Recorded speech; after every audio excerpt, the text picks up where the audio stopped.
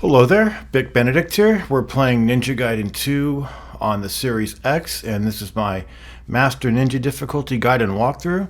We're currently on Chapter 9 of 14. It is entitled Heart of Darkness. This chapter is... it's pretty awful. There's some god-awful parts on it.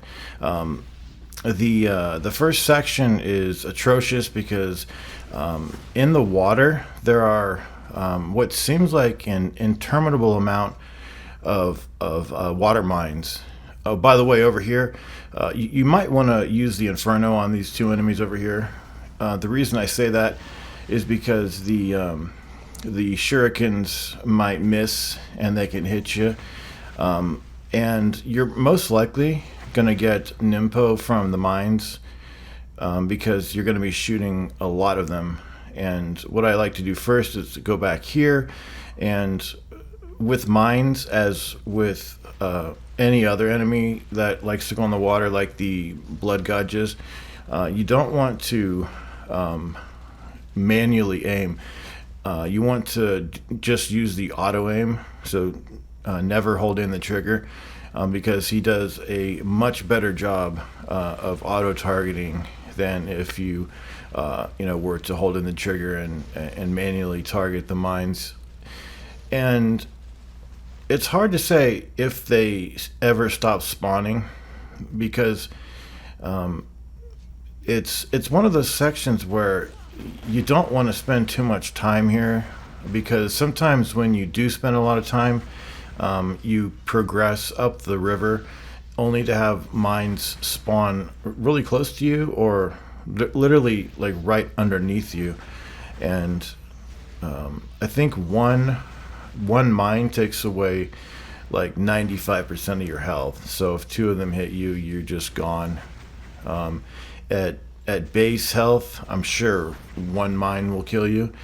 As for our health, we are only one upgrade past base health. So while this is not a no upgrade run, it is for the most part a run where we stay pretty true to the base amount of health.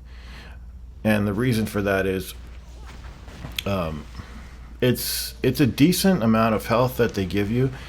And on Ninja Gaiden 2, the damage that you get dealt, generally speaking, because I know some enemies take a ludicrous amount of damage from you, but I always found when I did come to this game, I played Sigma 2 first. I had no context. I didn't know Sigma 2 was a remake of this game, because I was brand new to gaming, and I saw someone playing a game called Sigma 2, and I just thought that was its own game. I had no idea. But when I played Master Ninja on that game, enemies would take an insane amount of damage from you. Like, enemies would just one-shot you all the time. Like, grabs one-shot you. It's not uncommon to just get outright killed in one hit. So that's why when I did come to this game, while I didn't think it was easy, I did think it was a lot more fair as far as how you get damaged and how much you get damaged. This game is obviously trickier. The encounters are trickier than Sigma 2, but Sigma 2's damage is just, I think, out of control. So we've got quite a bit of money, but it's gonna have to go down now because we use some items on Zidonius. There is a Talisman of Rebirth coming up later in the stage. And how you want to do this is you want to clear as many of them around you that you can.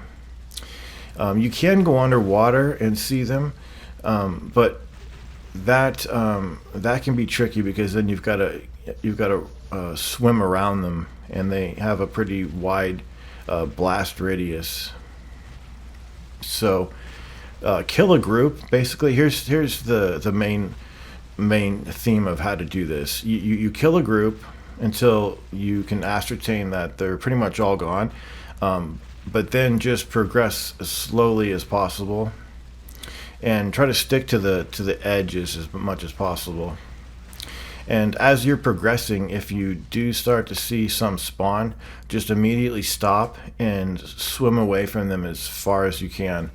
Because my way of thinking is, if you kill a group and then you progress immediately, that's going to give you the maximum amount of time to safely progress before the next group spawns, or the group that you just killed respawns behind you. Because you never want to be in a position where a group is respawning behind you and you've got more ahead. And I have no idea if these enemies ever stop spawning. But at some point, you're going to have to take a chance. Here, see, I'm swimming under the water just to show you that you can see them. This is the type of enemy that if I remade the game, this would be gone immediately. The dogs would be gone. Those red dragons would be gone. Any enemy that can't be delimbed, just gone right away without a second thought. The bugs, those mutant bats, just erased, without any delay. And I really hate those red dinos too, because they have an insane. Oh, and the worms too, fucking worms. There is a wave of worms coming up pretty soon after you do the Deathworm. That I would too delete that too as well. But I've got a pretty decent strategy on it, and this is also a stage where you can make a hell of a lot of money. Over here, if you want to use the Inferno, you can. It is safe to run on the water now because there are no mines in this area. But I think there's 2 of these guys up here, and 3. Using the Inferno over here would not be anything to be ashamed of, because it's a basic troll setup. You do a really difficult part, a finicky part, and then you've got those 3 guys there. Now over here, I like to use the incendiary shurikens for the most part. Now there is a box over here that has an herb of spiritual life. So if you've got max inventory of those in full health, you will get 5,000 over here. But that requires you to not get hit. So be careful, because if you did have damage, it would just give you blue essence. But the water drones are the real problem, and there's 2 sets of them, and I don't fight the second set. I also don't fight that wave of worms after the mid-level boss. And I know I said earlier that I'm going to make every effort to do all the fights in this game. But the thing is, some fights are, to me, just despicable. And there has been many a time where I could have not done a fight, but I chose to do it instead, so I hope you understand that. I could have unspawned enemies all over the place. I could have just not done fights. Like, for instance, on chapter 10, you don't even have to do the staircase fight. It's skippable, if you didn't know. But surprisingly, the incendiary shurikens are pretty accurate over here. That chest right up there that enemy just dropped down next to, that I believe is a static chest, and it has one use of Nimpo. But the good thing is that if you come here with your max amount of Inferno at level 3, I'm getting a lot of good drops here. But if you have 3 uses of the Inferno times 3, if you can target 3 at level 3, that's 9 kills. And then there's also that one box that has the 1 Nimpo in it, and then there's also another box that gives you a complete refill of your Nimpo. So this box that I just passed over here. So you can use the Gatling spear gun on these guys, but it's really risky to do that because they take a lot to hit, and they're just deadly. I'm getting a ton of drops here too. But do you understand? It's nice to have those, but you have so much use of the Nimpo. If you have three, you've got three. You've got the one from this box over here, and then you've got another guaranteed three from a box that I'll show you in just a moment where it is. So that's 7 uses of the Nimpo times 3. That's 21 kills if the Inferno lands every time. Plus, that's not to say that you won't get drops, because you probably will get drops too. And I don't know how many drones there are, but if you're able to kill over 20, I would say that you're in a really good position. This is a static box over here. It only ever has blue essence. When you get to the next save, you can actually come back to this village. So just to let you know, if you needed to get health or manipulate any chests, there's free arrows as well over here. But here's your refill of the Nimpo. And then we've got an herb, looks like. So yeah, if you do want to come back for that, you can. Now these fish, I thought they were the ones that let you charge off of them, but they're not. That is a dynamic chest though, so sometimes you'll get 1,000 instead of the fish. Now, once you interact with this, I think, is it a mask or something? Yeah, the jade mask. So once you do that, you're going to have more of the water drones. And one of the bad things too is that I didn't mention it, but if you're thinking about shooting the searchlights, you can, but they keep getting relit. So it's pointless to shoot the searchlights. Absolutely pointless. And he'll auto target the searchlights too. It's really ridiculous. Over here, this is a one of those chests that you can manipulate, and I believe that's 7,000 that we just picked up. So it's a grains.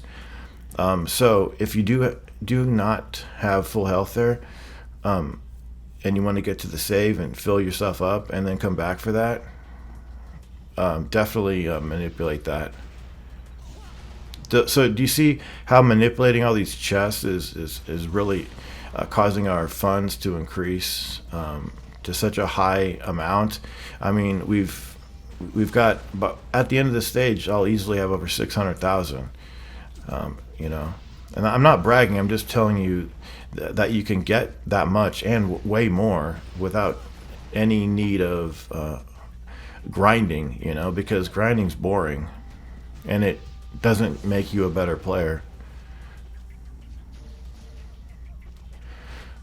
So there's a bunch of these tack ninjas over here, and then there's going to be a rope that you can cross, but in typical fucking NG2 fashion, there's some archers on the other side, and you don't want to be crossing this rope and get knocked down because there's mines down there. You cannot jump near the rope without latching onto it, so be very careful not to jump around the rope. What I like to do is use the arrows, and you can actually shoot through these vines. It's hard to see where the enemies are, but kind of just wait for them to fire, and that'll give you an idea where they are. And there's 2 of them, and we killed them. They can hit you. And remember, some people don't know that there's a shop over to the right. I wouldn't go to the shop until after this save point, though. And I have, at this point, I forgot to go back to the shop to pick up the incendiary shurikens, because I used them all on that earlier fight. And if I had gone back to the shop and rebought those incendiaries, I would have done the worm fight, because the worms are fairly weak to the incendiary shurikens. Save your progress and then manipulate this chest. It'll either have fish, always wait until the last fish has completely stopped before you start charging, because if you don't, they'll all start biting you. So just let them all line up and come to a complete stop, and then start charging.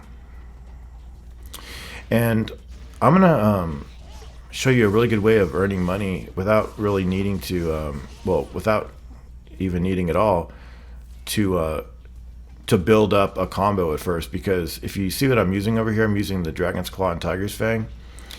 This weapon does so many combo hits. Look at this. I get like over 50 every time, as long as there's a decent grouping of them. I don't get it every time. But you don't need to go around and like throw shurikens at them to build your combo up at first, because this weapon just does so many combo hits, and all you need to do is get up to 50 to get the maximum amount of multiplier points. And since it's a UT, it's gonna, times it by that much more. So the good thing is that you don't have to sustain any combo prior to getting your on landing and charging. So you have that worry out the window.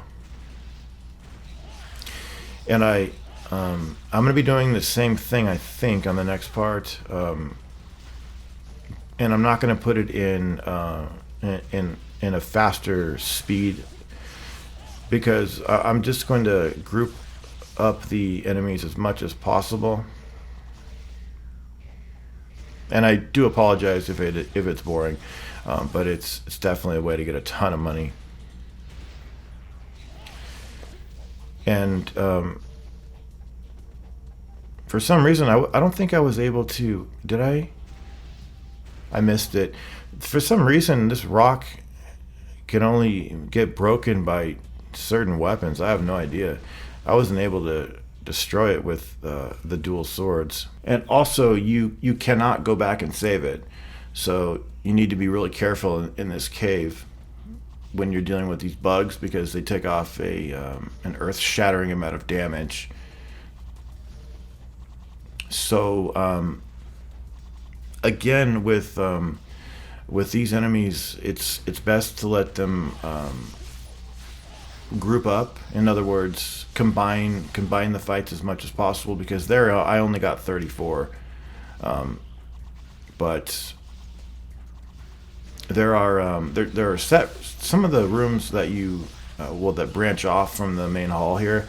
Some of them will spawn more, and I don't think they unspawn either. So if you want to go forward and spawn them all, you don't need to worry that you're going to lose out on getting any of the bugs unspawned, and thus be concerned about losing out on maximizing your funds here.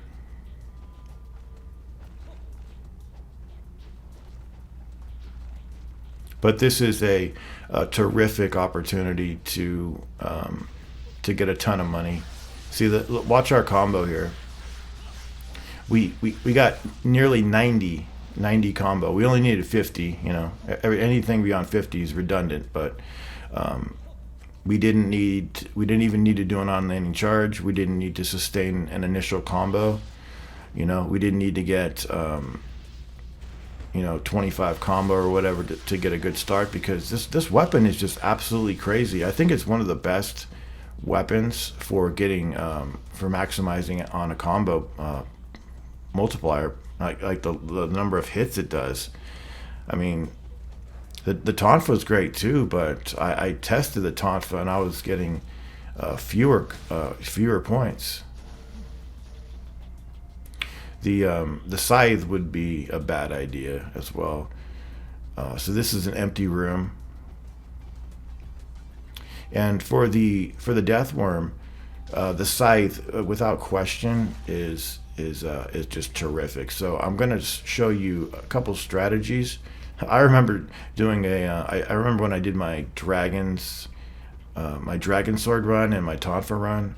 Those are the two runs that I've done, and I'll never do another run again, because I just don't enjoy the process of live commentary.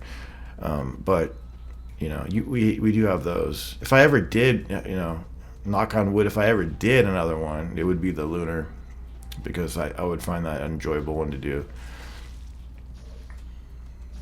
But without question, what I was saying, it's so difficult to do a weapon run that is not the scythe, because I was basically shooting the Deathworm with arrows, and it was so difficult to hit him, because just like the strategy that I'm going to show you, he's not predictable. So he'll either go down the hall one way or the other, and you can't predict it. So the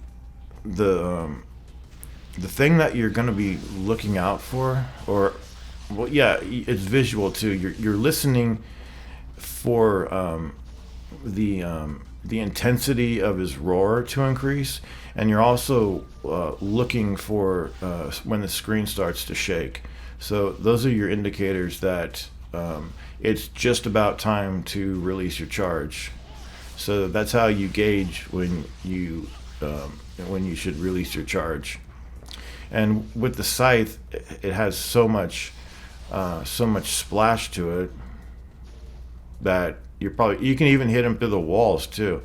And I'm going to be using both of the UTs on him, and it's hard to say what one is better actually, because it seems like the second one that I'll premiere is more consistent, if a little less damaging. So I'm not sure if we've killed all the bugs, but keep progressing up here. Once you hear that intense music, it's just about time for this fight to start. Looks like I'm switching to the scythe, so I've heard something. Here we go. Okay, so you want to stand in the little archway. Try to face forward, and don't release too late, otherwise he'll grab you. When you do hit him, he stays outside for a few moments, and you can hit him through the wall like this, like that. So this is the first technique that I'm going to show you. You don't need to switch rooms. Just pick one room, and you do not want to be going out there and getting grabbed. So you see how I'm aiming forward? That's the best way to do it. Don't pass the threshold of the archway though. That you want to stand a little bit behind it. And you could also use the flaming phoenix as well, because that can hit him through the walls as well. It's like the only use for that weapon.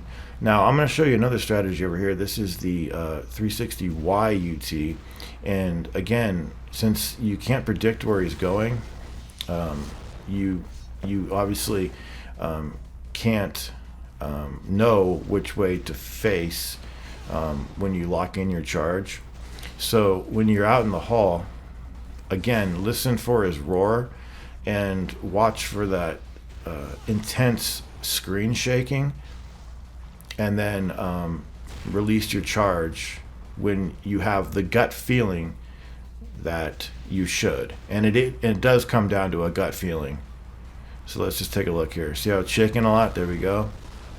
Did him some good damage. So you can use either one of those attacks. You can use one over the other. It just depends on, how you like to do things. And he's finished. But with other weapons, that's a nightmare. It's a nightmare. A literal nightmare. So this is where the worms are over here.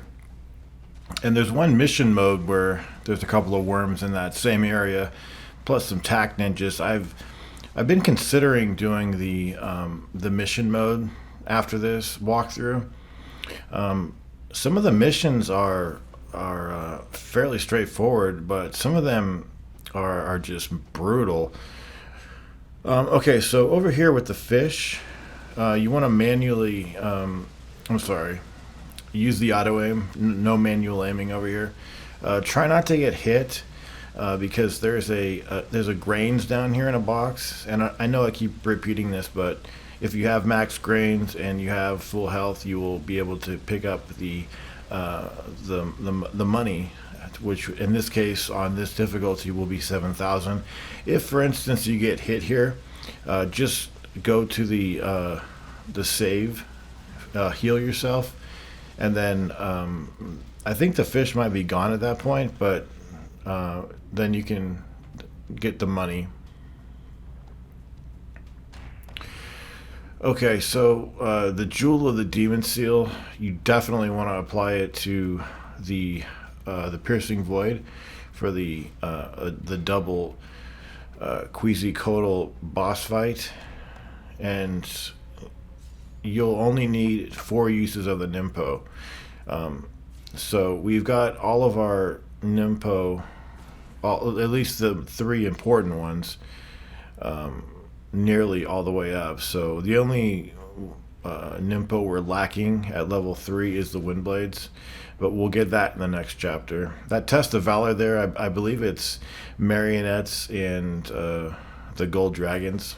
So this is a forced fight over here. Once you interact with the door, you're responsible for killing all the zombies and also all of the fish. So I had a hard time deciding what weapon to use on these enemies over here. Have we seen this enemy yet? I can't remember, but the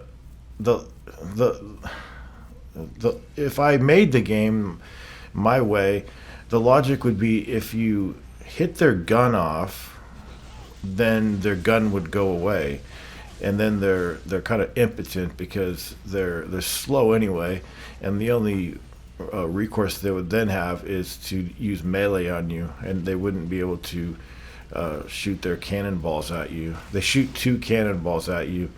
You can block them, but it breaks your guard and deals you a little chip damage. And they're very accurate too. It's a fair enemy, but what I was saying though is that sometimes you're dead center on the gun when you're using the bow. Dead center, you shoot the gun, but then the chainsaw is the thing that gets destroyed, not the gun, and it can be vice versa. So no consistency whatsoever, and the lunar is pretty good too. I guess it's in the way that it connects, but you do have to kill. I think I may have mentioned this. I had to do something, but you are responsible for killing all the fish as well. See, that was good. I hit his gun and the gun went away. But there's so many other times that it doesn't happen. And this guy can sneak up on you too. And I'm trying to wind path off of him. So wind pathing off of them, getting an on landing charge should give you enough time to get a full UT on them. But they're pretty tanky and they're not particularly fun to fight. What was I gonna say? The arrow though is a really good weapon to use on them. You can get piercing kills on them as well. So you'll hit one and then it can go through one of them and then hit the other one. But the only thing I really dislike about them is that they're a little bit too accurate with their gun. And I'm getting failed wind paths here, and it's because I'm not doing the wind run. That's the problem. But for the double dragons, the void is just crucial because you're dealing with 2 moving targets at once, and Oh, this part over here. Sorry. I like to jump like over the rail here. I think I was a little too close to one of these pieces of geometry over here. Like some of my bullets, I think, are hitting the tree trunk over to the right. So it's really dangerous to stop firing though and move position. But you may have noticed that on the first section when we fought these enemies right before we went to the save point, I didn't get hit, and I didn't get hit here either. The auto targeting is as long as you're mashing the button, you really should never get hit to these things. But that gate is still not going to open until you kill all of these ones and the zombies. And this is another enemy that I would definitely remove as well.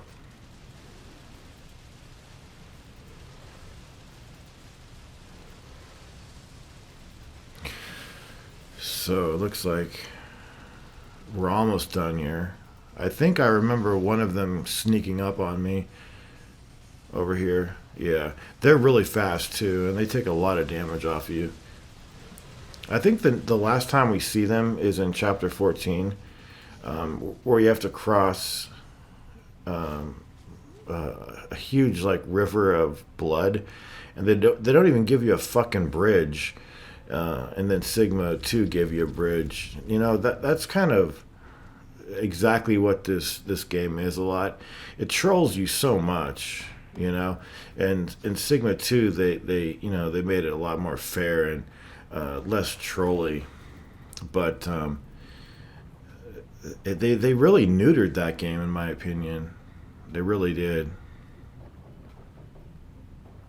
So I've switched to the Tonfas here, and we're going to be dealing with more zombies. I'm pretty sure you don't have to fight these enemies. There's a cutscene up here, and it's kind of random where these guys spawn at first.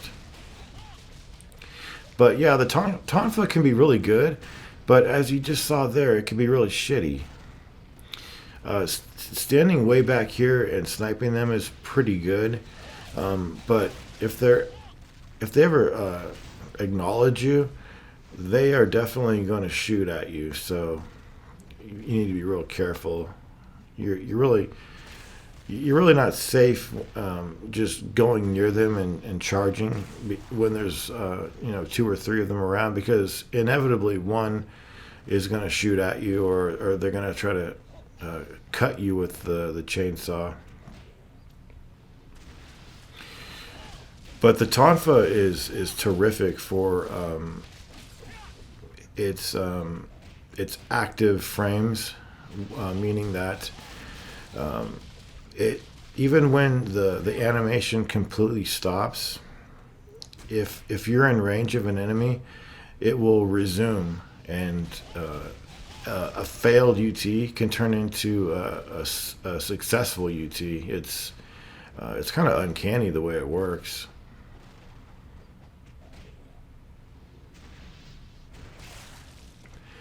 Oh, they can also fire their gun even when they lose their legs.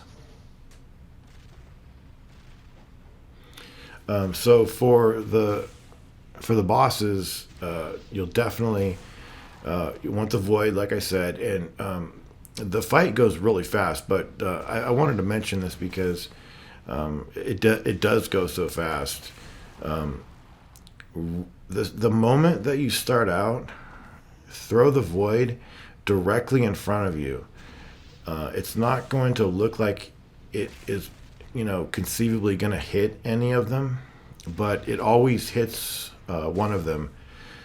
Well, it's not, I don't mean to say it hits one of them. It always hits the same one, but it always lines up perfectly so that right when the fight starts, cast the void, and it will hit you know, the one that it always hits. And then you want to try to go for you know, your first kill. the one that you damage, that's the one you want to go after. And they're not too hard to keep track of. The camera is a little shitty though, because it's trying to do a little bit too much, because instead of just one target on screen, it's trying to compensate for two targets. And again, if you want to take the auto camera off, you press right bumper, and that can give you some more visibility. But if you get into a bind and you need to put them on your camera, press right bumper again. I get there with hardly any life, and what's going to happen though is you want to make sure they come to a full. I'm gonna reiterate this: a complete full stop. And what that means is that when they're going to do their attack, they have several attacks, like several fire attacks. That is when they come to a full stop, when they're doing their attack. And what you're going to be doing is you're going to be throwing the void at them while they're attacking you with their different attacks. But you're not going to get hit because you have iframes with the void. So you're just going to be negating the damage. And if you do it correctly, you'll only need four uses of the Nimpo. So we only have 3, so we'll have to use one item. There are some mutant bats that kind of ruin the fight at some points, but I'm switching here to the lunar because I like to start chapter 10 with the lunar. And here we go, just here, right in front of you, right there. See, it hits that one. And then this one's attacking. This is the one that has the damage on, so he's dead. And then that one fired before we could get at him. But again, just be patient. It might look like he's doing an attack, but sometimes he's flighty and he'll just make a sudden jerky movement. See, it kind of looked like he was going to attack there, but you just need to be patient. Wait until he absolutely stops. I hate the bats they put here. It's ridiculous. Okay. There he did. He telegraphed his move. We voided him. And that's a cleared chapter. Chapter 9. You like that chapter? I really don't like it that much. It had some good ideas, but they kind of ruined them by, poor decisions, in my opinion. Like the mines. I mean, give me a break. Fucking mines. Anyway, what did we get there? Greater ninja or something like that? At least they don't call you a ninja dog in this game. Like they call you a dog in Ninja Gaiden Black? That was kind of rude, I'm not a dog. But anyway, I will see you in the next chapter, and until then, please take care.